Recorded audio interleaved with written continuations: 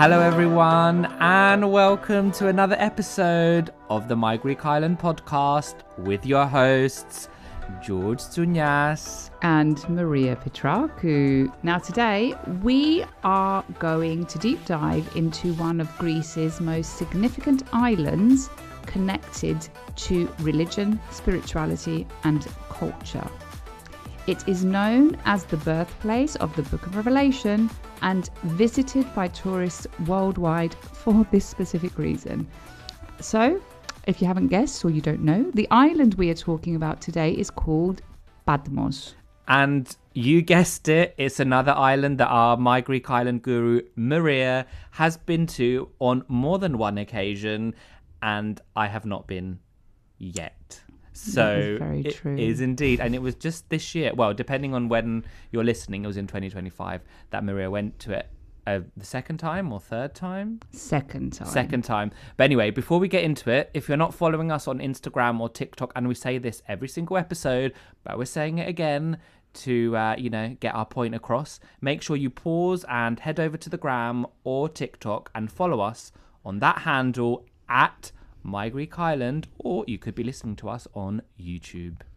Exactly. And to support the show, please like, subscribe, drop a rating, review, send it to your friends, your family, everyone that you know that will enjoy it, because it does help us reach a wider audience and keep coming back with more content. And obviously, to support the show further and have our eternal gratitude, you can sign up to our Patreon, where you can access ad-free episodes, exclusive content, access to our closed stories group on Instagram, and more. Okay, so without further ado, let's get into today's episode.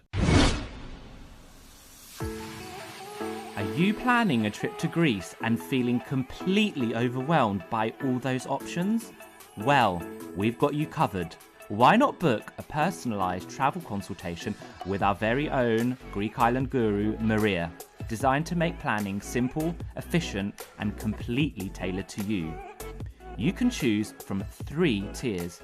Whether you just want, to pick her brains, need a high-level plan to build your very own trip, or want a fully customized travel itinerary, there's an option to suit your style and budget. And in true Maria style, she has thought of everything, so you can also add follow-up support by email, or even book a second call if you need help finalising those finer details for your trip to Greece. Now to book, head over to the website www.mygreekis.land/book to see the options and get started with your travel consultation with Maria. That is www.mygreekis.land/book.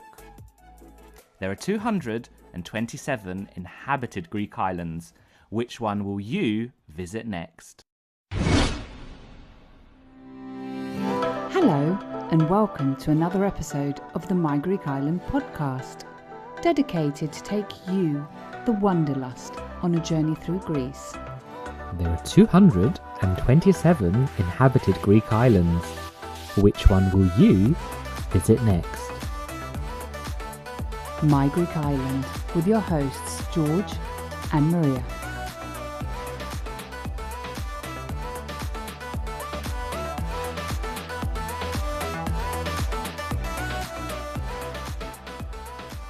Right, so the island of Patmos, holy island of Greece. As we said in the introduction, it has deep religious significance, and it's one of Greece's most religious destinations, I would say, or religious islands, really, and is often referred to as the Jerusalem of the Aegean.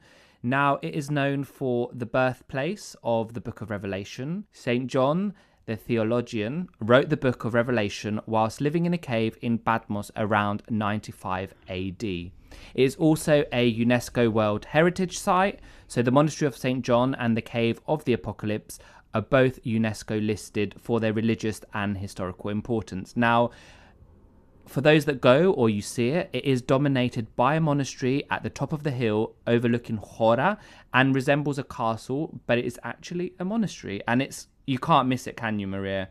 Because you've actually been there. Yeah, not only can you not miss it, like as soon as you arrive on the island, on the port, you can actually see it perched on the hilltop. So, Yeah. and if you check the reel that I posted with sounds of, I think I called it Sounds of Patmos, you can see how you can see it from like various angles Yeah. throughout, and it's amazing because like you can sort of like walk through and around it in Hora, which is perched on a hill, and the monasteries around it. So yeah. And it's most likely because on the top of the hill, because it's need for defense in medieval times. And now you talked about, we've talked about how overbearing it is.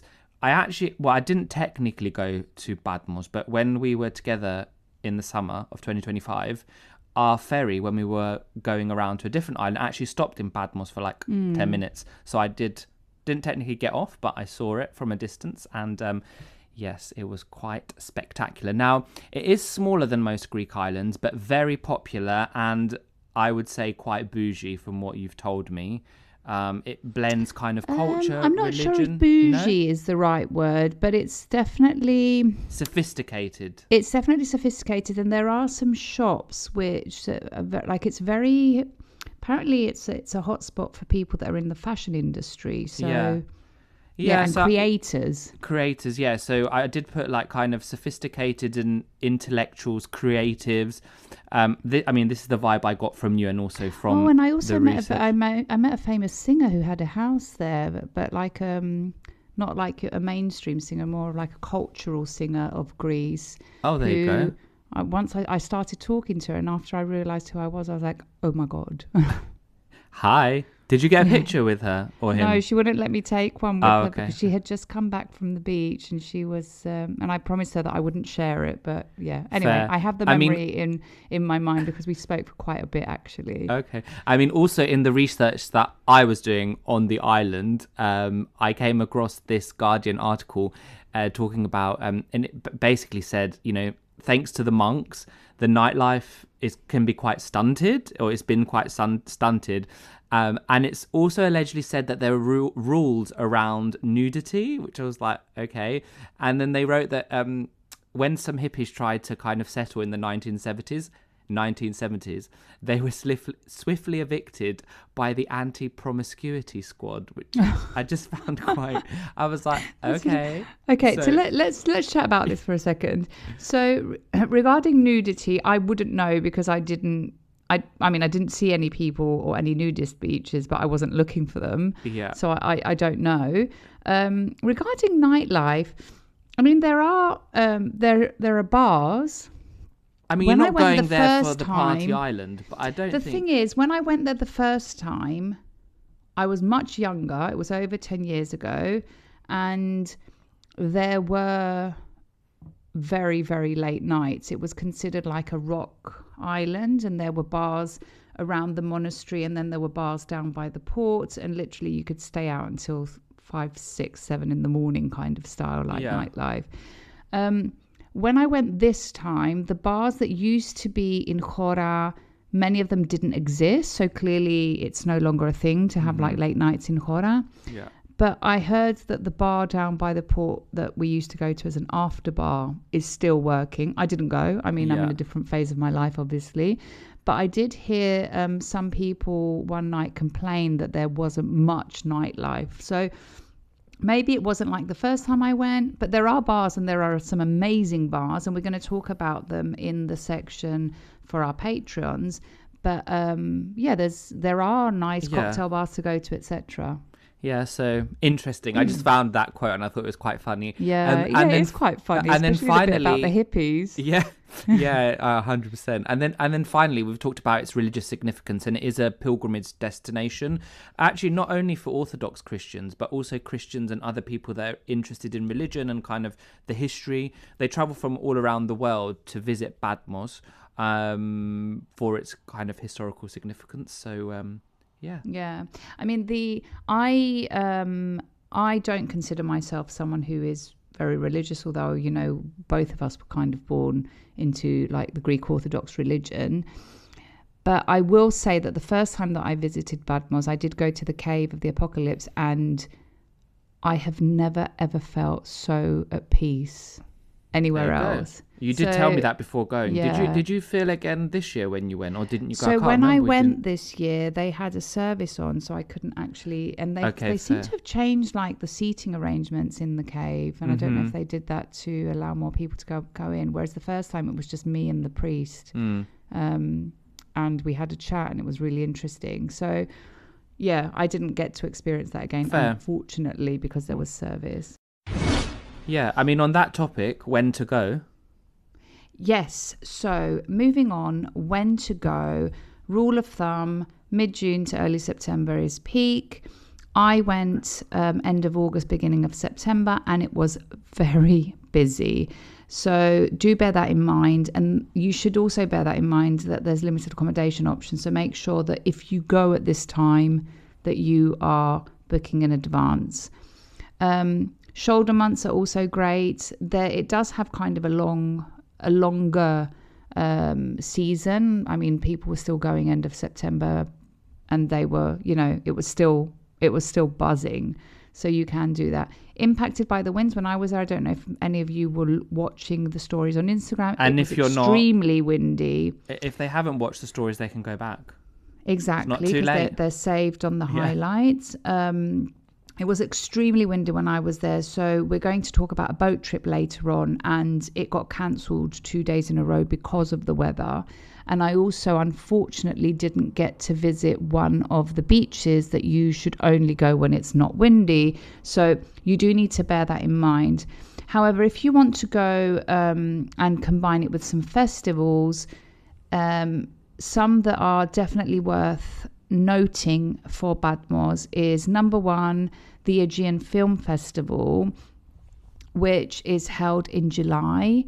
And I mean, it takes place on other islands other than Patmos, but it brings together filmmakers, audiences, artists, critics, and storytellers for over a week of films and cultural exchange every summer.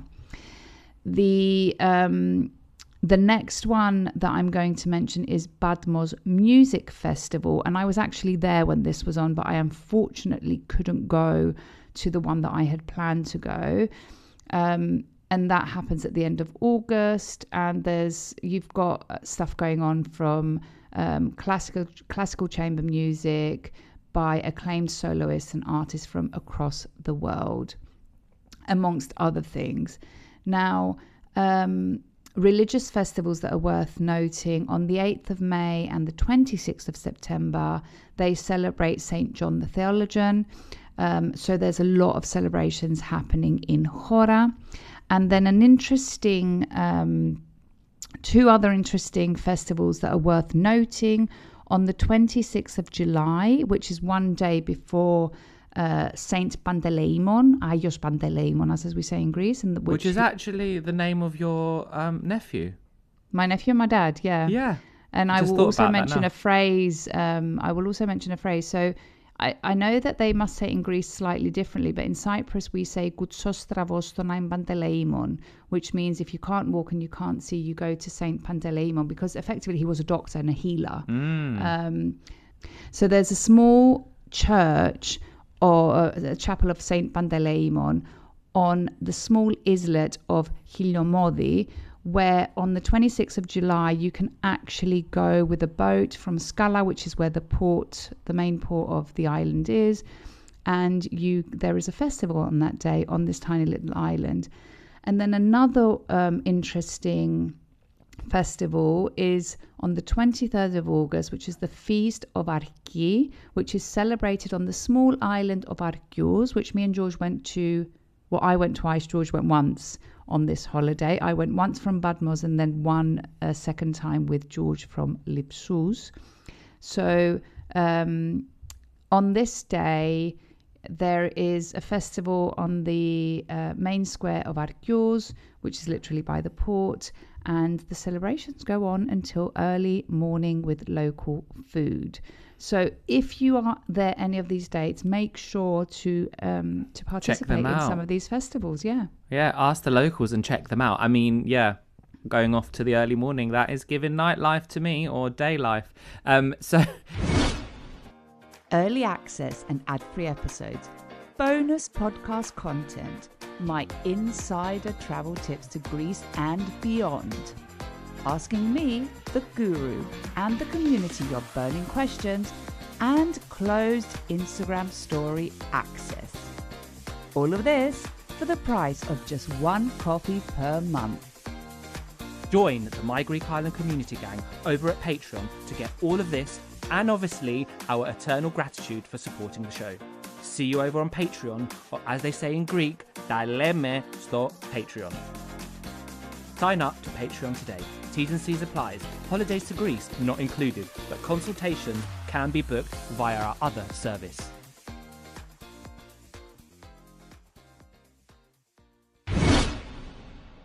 Let's move on to how we're getting to Patmos. So you can actually get the ferry from Athens.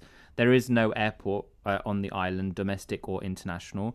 Now, flying there, if you go into Athens, you can do that. But if you want to go a bit close... Yeah, I have... So, sorry, I was going to say the first time I went, that's how I went. I went with the boat. Yeah. I think it was about 9 hours. And it was doable, though. I mean, it wasn't that bad. I remember on the way back, we just all had a nap in the... we were all obviously younger. You'd find a chair and just sit on a chair and have a nap.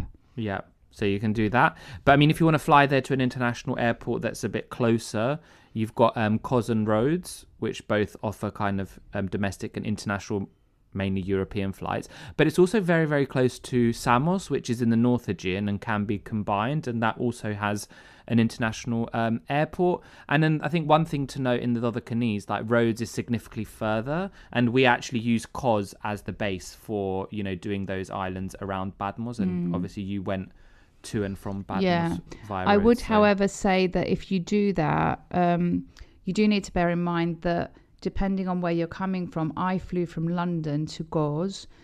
The flight wouldn't arrive at a time which would allow me to get the boat on the same day. And also that is kind of risky. You need to leave enough time in order to do that.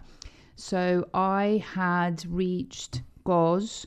I spent the night in Go, and then I left the next morning for Patmos. And there were multiple ferries in the day. I think there were 2 or 3 each day. So that's what I did. And I would also add that you could possibly fly to a domestic airport, like, for example, Galimnos or Leros, which are also close to Patmos, in the event that you are combining these islands with Patmos. 100%. I mean, you talked about combinations, so... Yeah, so moving on, how long should you go? And what are the potential combinations that you can do with Patmos? I would say a minimum of 5 days. I spent 5 days, and I think it was the perfect amount of time to see enough of the island. You could obviously spend more.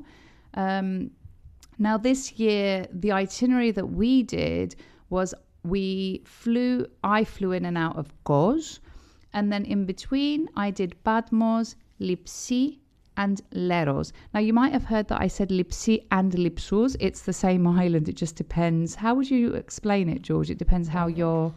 It's basically a grammatical thing about... It's like accusative, or it's quite technical, but it's depending on how you're saying it. It's either Lipsi or Lipsous in Greek. Yeah. But I think we'll just keep to Lipsi. Lipsi. So flying in and out of Kos. From Kos, I went to Patmos. Then from Patmos, I took a boat to Lipsi. From Lipsi, a boat to Leros, and then from Leros back to Kos to fly back to London. And within this time, I did 2 boat trips to nearby islands, which is Arki and Marathos. Patmos can also be perfectly combined with Samos. So the first time I visited Patmos, it was combined with Samos and Ikaria. That was the entire itinerary. I didn't go to Samos, though. I only went to Patmos and Ikaria. And... I obviously regret skipping Samos because I would have been able to do much more. But nevertheless, that I had skipped that part of the itinerary, but the rest of the people that were traveling with me at the time did also go to Samos. And one thing that I do want to point out is that Samos had great connections to Patmos and also had great connections to Ikaria. But Patmos and Ikaria didn't seem to have very good connections, so it was quite difficult to combine them. So that's another thing to bear in mind. If you're doing Patmos, you can definitely combine it with Samos. And if you're doing those 2, you could potentially also add Ikaria. So There's multiple islands that you could do, but obviously if you want something more custom to you or you want something different, get in touch, right? Get in touch, yeah. I mean, yeah, if you want a bit more of a personalized travel consultation. And the note of on that note, we do have episodes dedicated to the Dodecanese as a whole, more deep dives in roads, and coming soon we've got Lipsi, Leros, and Galimnos. So we're basically getting around the Dodecanese very nicely. Now, moving on to around who the island is for, I think there is a bit for everyone, but more so for like solo, couples, adults. I mean, in terms of families, what do we think? It's quite unorganized, the beaches that we're going to talk about shortly. And, The majority of the beaches are unorganized. There are some that are organized. I would say, though, that it's kind of child friendly because all of the beaches, even if they're unorganized, they do have a restaurant or a taverna in very close proximity. So it could work for families as long as you don't need sunbeds. If you do need sunbeds, there is one beach that is fully organized and you can spend it there, I guess. Yeah. And also you do get a lot of day trippers from nearby islands coming specifically just to visit kind of the historical, religious sites. So that is possible from some islands. Yeah, and you also get a lot of cruise boats as well on the island, Mm-hmm. which effectively come for religious tourism. It's amazing. Yeah. So in terms of transportation around the island, there is a network of buses that connect the port of Scala with the villages of Chora, Grikos, and Gambos. And you can actually check them out on patmosbus.gr. I think, as with many things on islands, kind of a car or a scooter would be the preferred option to offer you kind of full flexibility. And as we always say, this is more of the case if you are a bit of an explorer like us. I also saw, there were quite a few quad bikes around for hire, I think you said? No, I don't recall there being quad bikes. But Okay. And the best way to actually get around the island, because parking can be quite challenging. I went end of August and parking was challenging. Yeah. So the best way, obviously, if you have a license and you can drive like a motorbike or a scooter, that is the best way to get around the island. And when I say scooter, I mean like a motorbike. Like a motorbike thing. Yeah. And I mean, there are taxis available as well, but there are taxis, and they're the taxis are really efficient. You can because the majority of the routes that you will do are like to the beaches or from Scala to Chora, which is literally only 5 minutes, by the way. Because I know we've said about like Chora is like up in the hill and like the monastery, blah. Can you walk it, or is it quite a hill? It's a hill. I wouldn't. Yeah. No. Okay, However, fine. I did see that there's a path to go up. Yeah. So if you want to trek it, there is a way to do it. Yeah. Which If you is call really it a funny trek, you're not gonna. Yeah, but it's really funny that Google Maps, when you put Google Maps to take you to, although I knew the route. Yeah. It's funny that when you do put Google Maps on, there is it tells you to turn up the footpath, which obviously is not possible. So I mean, do be careful if it tells you to do that. We had a few of those road. things on our holidays recently in 2025 with Leros, wasn't it? Where it told us to go one way and we were a bit like, pretty sure Yeah, you that's can't not go the up right. there. Yeah, you can't go up there. Yeah. So yeah, don't always trust Google Maps or other maps. So I do think that one of the top tips for transportation of this island is if you can drive a motorcycle, then that is the best way, because the road network is super easy as well. There's nothing too challenging. Parking is a mission, so if you have a little scooter, or you can use the bus, then that would be great as well. Yeah, I did commit to myself doing a little kind of scooter moped little course just to get confidence, because I'm a bit nervous, but I know it offers so much more flexibility to like get around, but they can be quite dangerous. So I don't know why, but my old driving license had one, and then the new one they've removed. I need to check mine. Yeah, I should do. I haven't got it with me, but we digress. But I need to get on that. Anyway. Anyway. So moving on to the next section, where can you stay? The most popular spots to stay is Scala, which is the port town, and Chora, which is around the monastery. both are great options, by the way. I personally stayed in Scala because it's easier to find accommodation options for one person, whereas in Hora you do tend to find more like houses or bigger accommodation options. And there's also on the beachfront, so for example, Gorigos Bay, where you can stay and it's more relaxed, you're closer to the sea. I think all options are great. The island is very small. It's super easy to get from A to B. As I said, the only challenge on this island is parking. So if you've got a small like motorcycle or something, you could effectively stay anywhere as long as you're not How was drinking. it the parking near your accommodation? It was quite challenging at times? Yeah. So there's only 2 spark parking spots in Scala. Yeah. And there were times when I was literally finding the last parking spot, or you had to wait a bit in order for someone to leave. Yeah. And the car rental did say to me, "Oh, you'll probably be finding now because people have left." And I'm thinking, how would it have been a week earlier? So it is a bit challenging. Yeah. And as a result, I think the cars are slightly more expensive than other islands, and they do that apparently in a way to discourage people to be hiring for many days because there is a problem with too many cars on the island. But if you do book a car, make sure that it's a small one, effectively. Nevertheless, when you're thinking of where to stay, book early because accommodation options are limited. And as I said, both times I did stay in Scala, but I would gladly stay anywhere that we've mentioned. Nice. Is that anything else? Any other? No, I think we can move on. Are you planning a trip to Greece and feeling completely overwhelmed by all those options? Well, we've got you covered. Why not book a personalised travel consultation with our very own Greek island guru, Maria, designed to make planning simple, efficient, and completely tailored to you. You can choose from 3 tiers. Whether you just want, to pick her brains, need a high-level plan to build your very own trip, or want a fully customized travel itinerary, there's an option to suit your style and budget. And in true Maria style, she has thought of everything, so you can also add follow-up support by email, or even book a second call if you need help finalizing those finer details for your trip to Greece. Now to book, head over to the website www.mygreekis.land/book to see the options and get started with your travel consultation with Maria. That is www.mygreekis.land/book. There are 227 inhabited Greek islands. Which one will you visit next?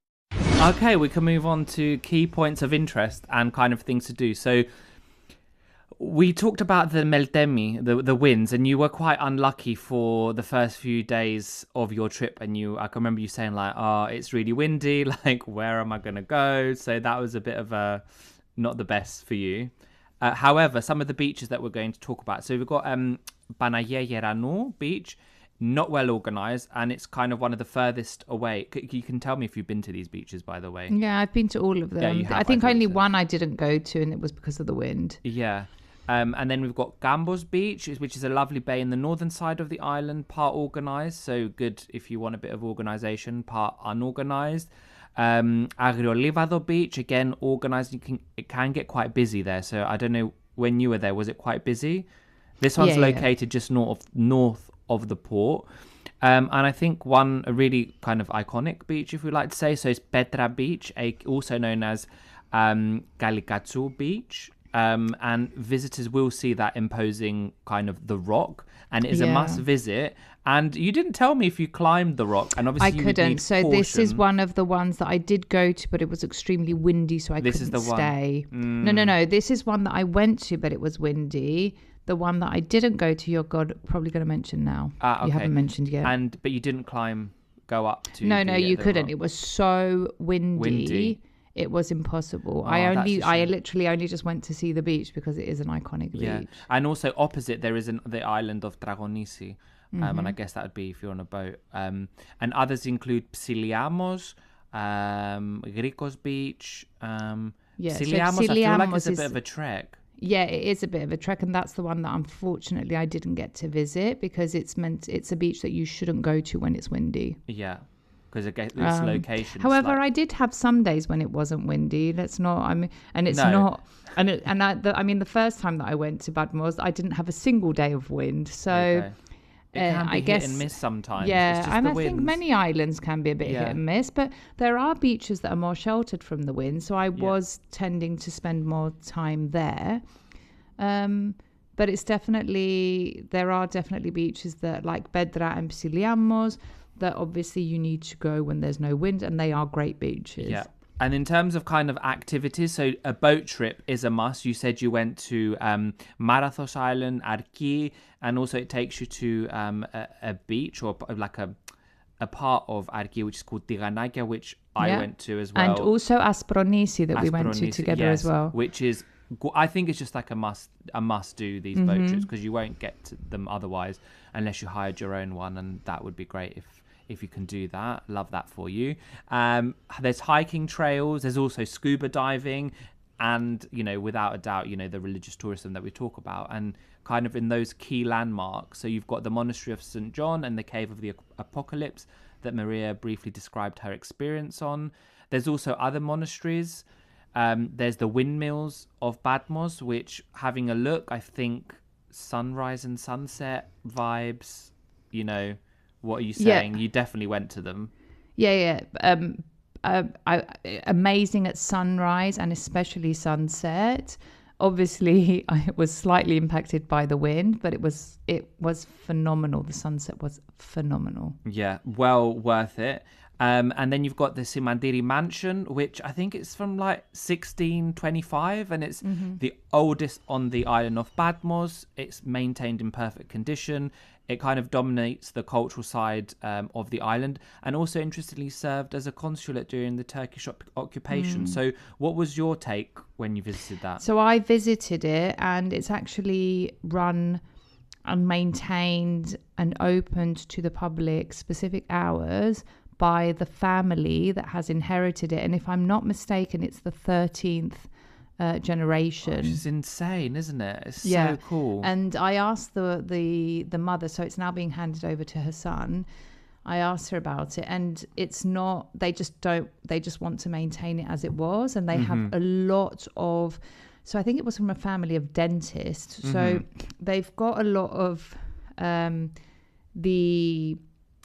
the tools that the dentists would use. They've also got a lot of family photos in the mansion, a lot of furniture, like a lot of old furniture, and it is so well maintained and it's absolutely beautiful. And they just ask for a nominal amount just to visit. It's nothing to keep it going. Yeah, just to keep it going, although I'm sure it costs a lot. I mean, I think that any old building maintained. that I've been to and heard of it, like in London, they're just so expensive to maintain. Yeah, they are. What is very interesting, though, is that the mansion. So there is a tradition in Patmos by which the family properties would not be handed over to the son, as that's how it would happen in many families. It would be handed over to the daughter. Okay. Therefore, as a result, these mansions in Patmos, because when the daughter potentially would marry and she would take the husband's name, the mansion would change names. Oh. So I'm not sure how many generations now Simandiri's mansion has maintained the specific name, but through the 13 generations, this mansion, I think it's 13 generations, I stand obviously always to be corrected, this mansion had changed names many times. Yeah. So that's a super interesting fact about it. Yeah. Anything else near the mansion? Yeah, so near the mansion, you also have the monastery of Zodochos Biyis, which I also think is a must visit. It's a beautiful little monastery. It's literally just around the corner, and if you're going to go to the one, I think you should go to the other. And you also have other mansions on the island, like Nikolaides mansion, which unfortunately was closed when I went to see it. And I also think there was an exhibition on there. And I think that one is not run by the family that potential. I think it's run by the municipality, if I'm not mistaken. And also on your way to the mansion, you pass by the municipality of Patmos, which is a beautiful building. There's a beautiful square in front of it. So you should definitely check that out. I think I'm jumping the gun as a top tip, but I think this is going to be correct. Is because you can get people coming for you, like on some of the kind of day trippers. If you're staying on the island and get up and go like at sunrise or like really early as soon as things open, that'd be quite nice and quiet. Where? In the old, in Khora and around. Yeah, but everything. not many things nothing will be open. No, but like walking around. The only thing that before... will be open in the morning is the bakery. Okay, well you can. And get I've done it because yeah. I went once one day at sunrise to the mills. Yeah. And then when I was walking around, there was absolutely nothing open. It was beautiful to stroll around. Yes. And I stopped at the bakery and tried the Tirobita Patmo, which is one of the local products and delicacies that they produce. And it's a very unique dirobita. It's not like any dirobita you have had on any of the other islands. Yeah. I just also remember, I mean, like the quietness is when we were in Rhodes and we were in Lindos and we got up really, really early and it was like dead before the tourists arrive. I mean, I guess it's not going to be as busy as Patmos is not going to be as busy as Rhodes, but that sort of thing. Anyway, in terms of nearby islands, we've kind of talked about Lipsi, Leros, Kalmos. You also have Pserimos, which is quite near Kos. And there's also another one, if you want to have a bit of research. We haven't been to it, and it is on the radar, but it's quite far. And yeah, it's called Agathonisi, which is the most northern island of the Dodecanese. So we didn't get to go to that one. And then in the North Aegean, Maria mentioned Samos and Ikaria, and you also got Furni. So there are some other options. So you kind of whetted our palate with the dirobita. So I think it leads on to the next one.